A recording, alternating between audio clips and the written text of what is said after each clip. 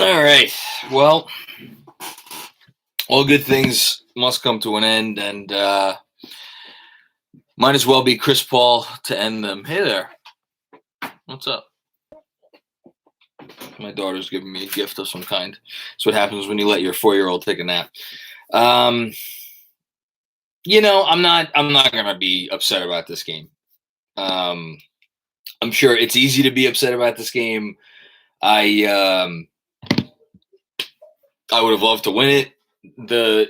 Let's start at the top. I thought the first 5 minutes that they played tonight were the best 5 minutes of basketball, considering the streak, considering the expectations of this team before the season, considering who they were playing, considering just the gravity of the night, considering all of that stuff.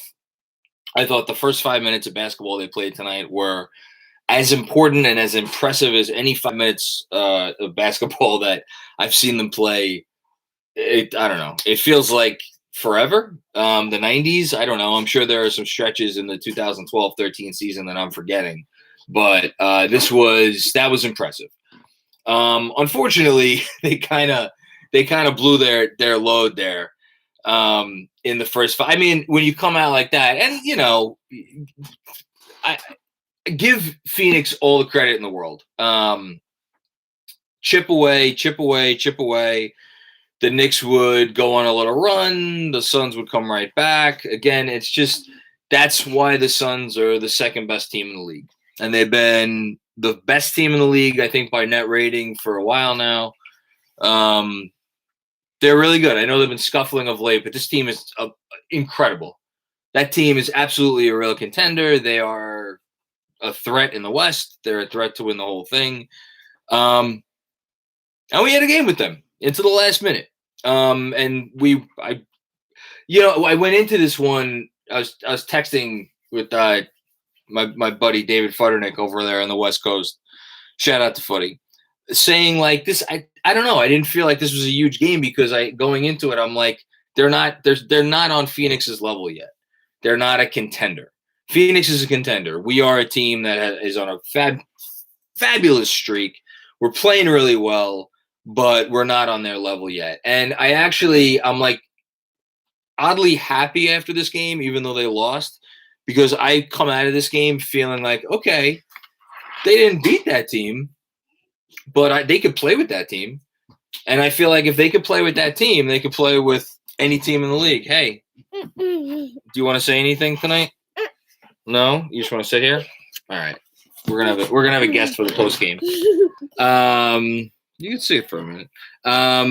Anyway, a couple of early comments in the super chat. Young Lido, Macri, please make the pain go away. I'll make the pain go away just by saying that I think this was as impressive a showing as they've had, really.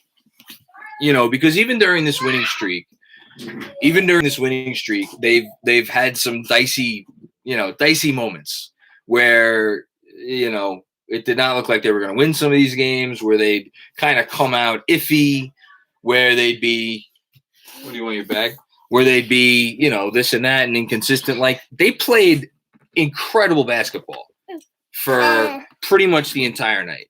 And hold on, get one more comment here in the super chat. Robert McGinley, stop it.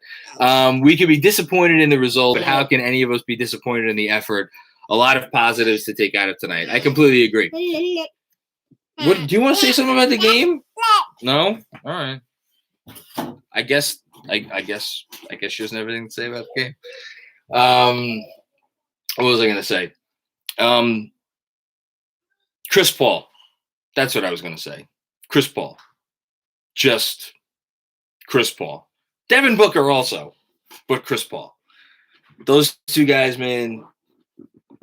Chris Paul especially. I mean, Devin Booker is, he's a bucket, the whole thing, but Chris Paul just absolutely, after you talk about LeBron and Curry and Kobe and KD and like Shaq and Duncan over the last 25 years, Chris Paul is like right there. And I know he hasn't won the big one, but that dude, the shots at, like, how can you be upset when that dude is hitting those shots down the stretch. I can't do it. I can't be mad. I can't be upset. I can't be angry.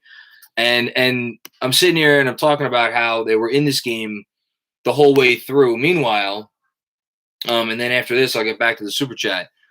The Knicks' two best players combined to shoot 13 for 35. Barrett was 7 for 18. Randall was 6 for 17. Randall only had 4 assists to 3 turnovers. Barrett only had 2 assists. Randall's been the best player in the Eastern Conference for damn near 3 weeks now. So am I going to sit here and complain about the fact that he had an off night? No, I'm not. He had an off night. It happens. It is what it is. And they were still in this one until the very end. So I think credit to them for that. Okay, let's get to comments in the super chat. Wixell Metellus. Peyton's minutes literally cause us to lose leads. Maybe that's unfair, but it seems to be a theme at this point. Good game overall. I thought Peyton was great. Maybe I watched a different game than you, Wixell. I thought Peyton was outstanding. I have zero qualms with his minutes. If anything, I thought he could have gone longer with Quickly. I think he could have played. I know he in his heart of hearts he loves the 8.5 man rotation. Loves the 8.5 man rotation. That's his perfect world. But I thought he could have given Frank there a couple minutes in the first half, just to kind of, Reggie was in foul trouble, try to slow down Booker. But I don't have any rotation qualms here. And I thought Peyton played a good game. Stevens Guillaume, not mad at this L at all. I don't know how you can be. Kane Marco, nothing we could have done different. It was just a bad night from our star player. And we win if he has an average game, 100%. And Bullock came out of the gate firing away. Awesome. Like, I thought if a couple of those Bullock threes go down throughout specifically late in the fourth quarter, I thought some of those were really momentum shifters. And I thought, he's been hitting those. He's been hitting those all year. Like, that's the thing. Throughout this streak, when they needed a big shot, they've come up with a big shot, and they had several opportunities to get a big shot, and they didn't get it. I thought that offensive rebound that they didn't get hurt when they had a 4-point lead. That stunk. Even though Randall came back and hit the 3 on the next possession to cut it to 3, but what are you going to do? Omni trash memes. We're on defense and make rotations based on game need. That's fair. Why take IQ out when the defense was failing? Yeah, I mean, he doesn't trust rookies to play defense in big moments. He doesn't trust rookies to play defense in big moments. Hell, while we're at it, he could have gone with Obi Toppin for a little bit longer. I thought Obi Toppin gave them some really nice minutes in this game. And again, like, talk about the goalposts changing. The goalposts have changed a lot during this season. But if you would have said to any of us before the year that, like, hey, Emmanuel Quickly and Obi Toppin were going to come in and play big minutes and look the part, especially Quickly, but Obi too, against the second best team in the league and contribute to, winning minutes in a game that mattered, in a game that a lot of people felt was one of the biggest games the Knicks have played in, I don't know, years. I think we would have all signed for that. And we got that, and they lost, and it sucks, and it is what it is. Tim Kim, won't lie, CP3 had an amazing Knicks tryout. Can't wait till he's in orange and blue next year. I can talk about that for a bit. Andrew Rosenbaum, thank you so much for your contribution to the super chat. I appreciate it. And Harry Donert, again, you're the man. You always come in here and you're so generous with these donations. You never ask a question. If you ever have a question, I'll be happy to answer it. Make sure I didn't miss anybody here. I think this is it. Lunas, am I right? Lunas, am I right? Okay. We talk about different free agent point guards to start for us next year. Why can't we start Rose with Emmanuel Quickly being the point guard of the second unit? Also, what seed do you think we'd be if we had CP3? If we had CP3, I think we'd be the 3 seed. Or, I don't know, fucking 2 seed, 1 seed? At least the 3 seed. How about that? They'd be at least the 3 seed. And then Wixell Metellus, can't wait to see Emmanuel Quickly and Obi Toppin next season. After an offseason and training camp, yeah, because they didn't really have a real one of those this year. Hope he works out. Hope Obi works out with Randall and picks up some new skills. So speaking of Obi Toppin, I'm going to talk about the elephant in the room. I'll get back to the Paul thing, Paul tryout in a second. But I'll talk about the elephant in the room. Mikal Bridges was really fucking good tonight. I was cool with the Knox pick when they made it by the time draft night got there.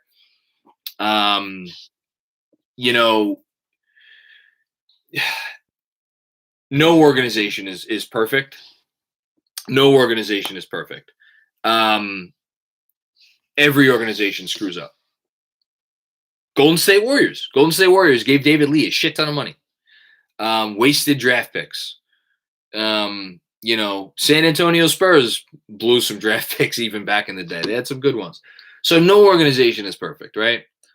I really, really hope that Knox over Mikal doesn't come back to bite us hard, because he was the pick that night. And if they had him, he'd look nice. He'd look nice, and it is what it is. Not to say that we're in like dire need of an extra wing right now. Like, again, the guys we have are playing really well, but that was a miss. That was a miss. So it is, again, it is what it is. DJ, hope you're all enjoying and appreciating this season, rooting for a team that is exceeding expectations. This drastically is beyond rare. Enjoy the journey. I am enjoying the journey. I'm even enjoying this loss. I'm not enjoying the loss. I'm seeing the positivity in the loss. How about that? And then we got CT Pittman, my main man here. You just had to let us know who ended the Knicks 9-game streaks in the pod today, huh? So for anybody who didn't listen to the pod, I'm sorry about that. I apologize about that. For anybody who didn't listen to the podcast today, and shout out to Abdoulaye Diallo. Games like this make me miss Burke. Burks. Yeah, they could have used Alec Burks tonight. 100% they could have used Alec Burks tonight. He would have looked good out there. So, hurry back, Alec Burks. For anybody who missed the pod today, I went, and because I'm an insane person, went and found look back through all of the Knicks' longest winning streaks over their entire history. They have had now not one, not two, but 3 9-game winning streaks stopped by none other than the Phoenix Suns. The first one was a 9-game winning streak that the Suns stopped on March 23rd of 1993. That was a blowout. They lost that one 121-92. And then the Suns, a couple seasons before that, 89-90, the Suns stopped a 9-game winning streak the day after New Year's Day. Tuesday, January 2nd, 1990, they 113-99. So this is now the third 9-game Knicks winning streak that the goddamn Suns have ended in the last 31 years. I don't know. We got that one. Okay. So what else did I want to get to before we got Tibbs coming up now? Again, I doubt I'm getting a question in this one, but we'll see. I'll start hitting up some questions in here. Emmanuel Quickly season asks, is it me or did anyone notice Reggie giving up buckets every possession? Well, he was in foul trouble. So I think Reggie in foul trouble trying to guard. I am not feeling well. Trying to guard one of the best scorers in the league is a tough ask. I'm not going to get on Reggie Bullock's defense. I thought there was a blow by there because he didn't want to pick up the foul. He made a judgment call. It is what it is. But again, for me, that's a reason to just maybe go with Frank when Reggie gets in foul trouble. But Tibbs likes his short rotations. It is what it is. David Futternick, my main man, I think RJ did a great job on Booker. I think he did as good a job on Booker as you could possibly do. And again, we're at the point where even when RJ kind of has an off game, like I think he had a bit of an off game tonight, you love the takes. You love what he's thinking. You love what he's going after. And look, we're saying he had an off game. He had 17 points on 18 shots. His 3 was a little off tonight. It happens. You'll sign for that against a team like this anytime. Chris Paul audition. I'll get to that question that was asked in the super chat a few minutes ago. Man, I don't know how confident because I think it's important that Chris Paul that he wants to win a championship before he retires. So where does he think he has a better chance of winning a championship? Does he think that the Booker, Ayton, McCall, Cam Johnson core is enough to get them there? I don't know. I'm not particularly high on DeAndre Ayton. I think he's a good basketball player, but I don't know. I think they may be a player away, whereas Paul could come here. And I know Jeremy Cohen disagrees with me that this is a real possibility, but if he opts out of $44 million and we give him 3 years for, $85 million, 3 years for $90 million, and maybe an under the table promise that he could be the GM of the team when he retires, a little ownership stake or something. Yeah, I mean, I think we've proven enough with games like this and with this winning streak and with this year as a whole. I think the Knicks have proven enough to the rest of the league that they're not going to have to beg players to come here anymore. Yeah, you're right. Joel with a good comment. He won't get ownership. Dolan ain't giving that shit up. But I think we've proven enough to the rest of the league that, again, people are going to want to come here this summer. It's about what players are going to want to come here, how much you're going to have to pay them, what makes sense. What makes Stephen Weeks says 3 years, $100 million is more realistic. It might be more realistic. I don't know. If I have to pay Chris Paul 3 years for $100 million, and I can get Kyle Lowry for 2 years and $55 million, but it's about, again, they've done a really good job staying flexible. You want to stay flexible moving forward. And I think, again, flexibility comes in many forms and fashions. I wrote about this last week.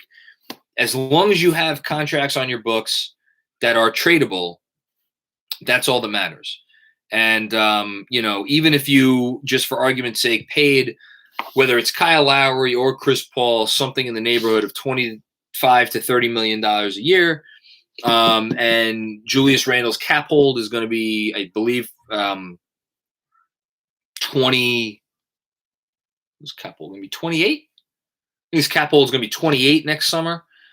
And then you have RJ, and RJ is not going to have a cap hold next summer. He's going to be extension eligible.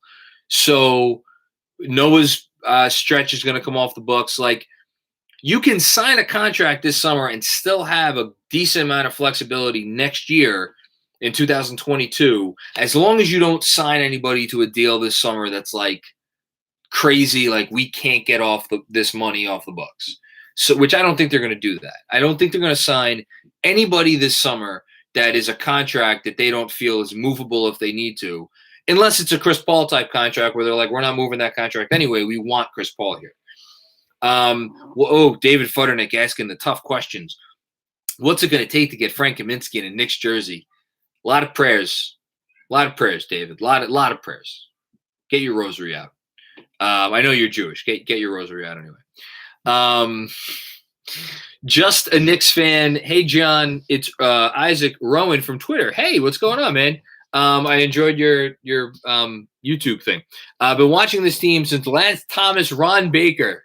Not that long, but long enough. We're here. I can say, despite tonight's loss, I'm still very happy. You should be happy. Hey.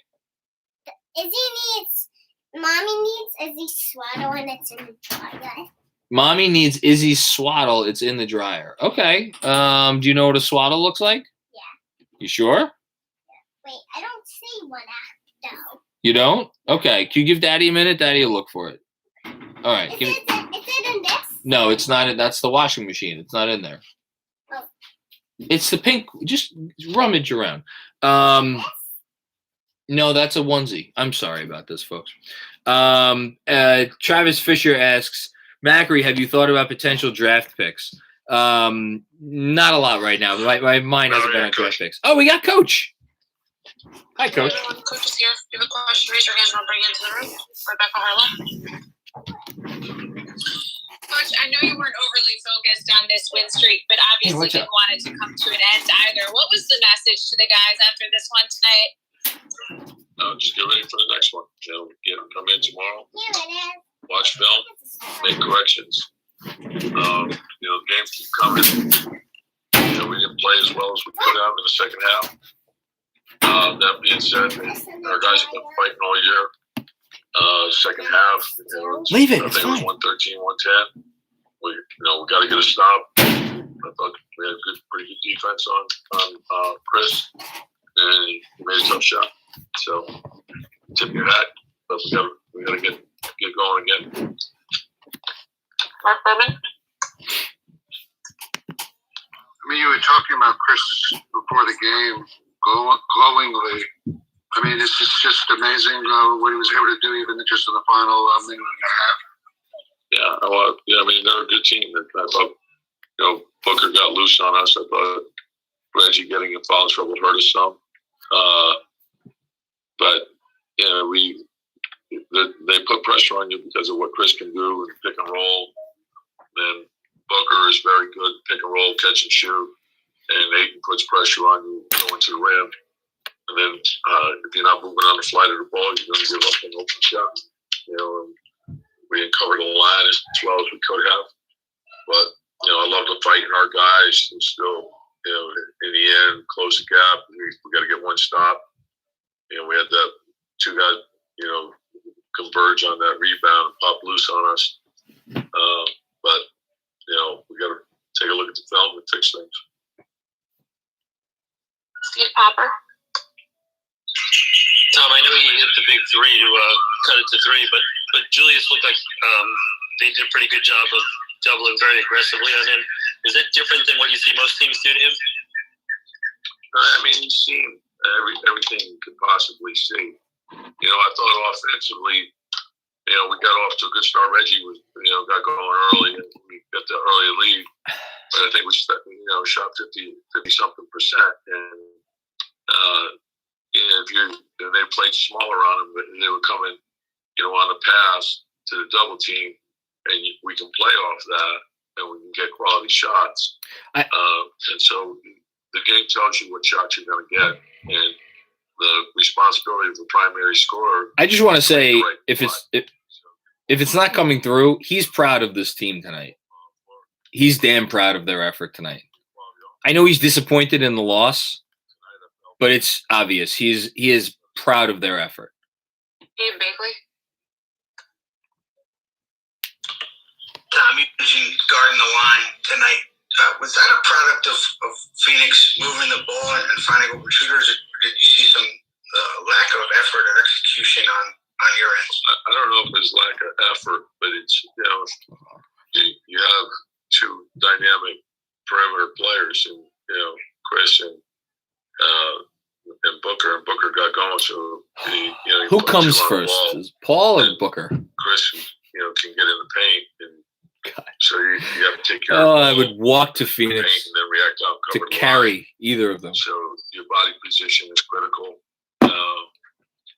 And sometimes it's just you can be there and they can make tough shots too. So we'll take a look at the film and we'll analyze it. Ryan Mahoney. So they were at the end of a trip, throwing it back-to-back, and you jump on a runner like that. Did you feel like you kind of missed the chance to kind of, get them down, keep them down early, with letting them get back in the game right at halftime there? I felt like we were going to have to play for 48 minutes. You can't have the type of record that they have without being a high-quality team. So, you're not going to beat them just playing, well for 12 minutes. That doesn't get it done. So it's going to be a street fight. You got to compete. There's going to be 60, 70 pick and rolls in the game, and so that's a lot of getting around screens, moving your feet.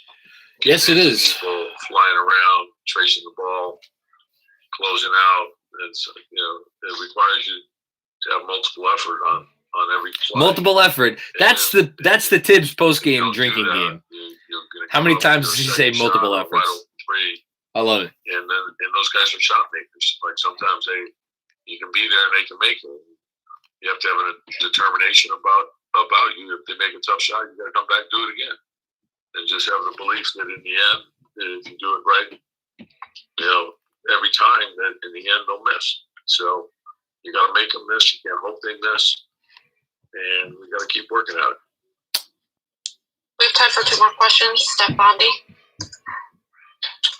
Hey, Tom, can you just talk about how Reggie's foul trouble impacted this game? And was there any thought into giving Frank Ntilikina some minutes? Good question, Steph. Yeah, there's always thoughts. And, the thing is you're trying to, look at your matchups, look at what's going on in the game, and, go that way. So, but, you take a look at everything. Mike Vorkunov. Ended with Mike. Welcome back, Mike Vorkunov, by the way. This might be kind of like a preview for your guys in terms of what a playoff defense might look like for them in terms of trying to take away Julius and RJ and having the other guys try to create for you? Yeah, the thing is, when you're playing high-quality teams, that's what you're facing. And Julius is, teams have put size on them. They put small guys on them. They come on the dribble. They come on the pass. I mean, he's seen it all. And the thing is you're not. He's laughing. It's tough. The level that he's played at throughout this month has been, he's had an incredible month, and so he loves Julius Randle, and it requires a lot of energy because you're being double teamed on virtually every play, and so. All right. But he's, as I mentioned many times, he's in unbelievable shape. He's our engine. Tibbs is going to be. You know what I'm happy about seeing this game tonight? Tibbs is going to be here for a long time, or until he burns out. I don't think Randall's going anywhere. I think Randall's going to be here for as long as he wants to be here. I think RJ is going to be here for a long time. I don't think Quickly's going anywhere. I don't think they're going to trade him in any kind of package. I think we got a real core, and it's a core that listens to this lunatic. I love him so much. This crazy bastard of a man, Tom Thibodeau. God love him. Thank you, CT Pittman. Hawks lost too, so we don't lose our place in the standings. I'm gonna finish up by talking briefly about moving forward. I think it's crazy to say this, right? We're a team that was picked to finish last, that won 9 in a row. We're still in the 4th spot. Own the tiebreaker over the other team here. We lost one goddamn game against the second best team in the league, and I'm about to say this Bulls game feels really important. It feels like they really got to get this Bulls game. I am an insane person. But at the same time, I really feel like they have to get Jason M. The silver lining is that this loss hurt a lot. Yes, that is a silver lining, I guess. I feel like they have to, because you don't want to, you don't want this to turn into something. You want to continue. Obviously, you want to get a top 6 seed, and you want to continue the momentum going towards the playoffs. So I think the Bulls game is important. I think the Rockets game, obviously, after that is important, whether they win or lose the Bulls game. And then you can't fall on your face on this West Coast trip. I don't know what that means. I don't know what that looks like. Does it mean stealing a game? Does it mean it's okay if you steal the Memphis game and you lose 4 straight? Does it mean you got to take one of those other 4? I don't know. I don't know. But I do know at this point, the proverbial goalposts have been moved. I want to see this team get a top 6 seed. Oh, it's Derek. Should we stay on for Derek? Let's stay on for Derek. I love Derek Rose. If you have a question, raise your hand. I'll bring it to front. Rebecca Harlow. Derek, you did so much to help your team try to get that win at the end, but Coach felt that the effort was there, but that you guys didn't play as well as you could have tonight. Did you feel like things were off? That there were certain things that were off? Julie, do better in this one? Yeah, it's always going to be games like this where you got to. When you're playing against a team that's hot like that, with so many threats out there, you got to make sure you play close to like a perfect game, 48 minutes. And, they got. He played pretty close to a perfect game. And They made all the right decisions as far as the end. And we was close, but it wasn't close enough. Respect. Rose was 10 for 18 for 22. Hey, Derek, what's the message here to the ball club after a tremendous streak? Unreal. Tough game tonight, but going forward, as the coach said. On to the next. We got to have amnesia. We got to have a sense of urgency when we go out and play whoever we play next. It's important because it's the next game, and just try to get better every game, every day, and try to learn from my mistakes. So tonight it hurts for sure, losing a close game like that. But if anything, we know that we could take some lessons and learn from our mistakes and just keep growing as a team. I think it's going to be for the betterment of the team. Steve Popper. Derek, you've seen him for a long time. You guys kind of helped Chris. He's definitely disappointed. And it looked like you hit two very well defended shots there in that last minute. Is that just him? Yeah, I mean, circus shot for sure. But he's been playing and doing that for so long. I think everybody was surprised with the first shot they hit. I think he was even surprised, but Nobody scares me either. It's Good comment. Hard, figuring out what to do when you're contesting the shot. It was just better offense. Steph Bombi. Derek, do you think your role is going to change at all when Alec Burks comes back? I mean, your minutes have been going up, but do you think that might change when Alec comes back? Good question. That's something I talked about. I mean, that's all up to Ted. I'm not worried about that. I told you my job coming here was to see what the game needed. They trust him. Try to be vocal, talking to the young guys. So if it does change, I think that I'm good enough and humble enough to do whatever it is. It's not going to be a problem for me. Whatever Ted want me to do, or whatever the team want me to do, I'll follow him into the pits of hell. Mike Borkenau. Derek, do you think that tonight was kind of the way that you think a playoff game might go for you guys, just in terms of intensity and quality of competition, and how do you think you guys handled that type of style? Tonight this was a playoff atmosphere, and the intensity that both teams showed, the physicality on both sides, is a playoff game. And I think not only this game, but the last couple of games that we played, even with teams then help or trying to fight for that 10th seed so they can get a chance to play any games. I think all our games been leading up to this has been playoff games. So thank God we've been playing our best basketball towards the end. I think heading to the playoffs. Bulls are winning right now. Situation. Thank you, Ashwin. Yeah, that's about it. Thank you, Derek. All right, guys. I am going to write a little bit of a sober newsletter, but again, I think I'll figure out a way to put a positive spin on it because I really do, genuinely. Like you guys know when I come on here, and I'm really bummed out. I feel okay. And with that being said, I will see everybody on Wednesday night. Adios.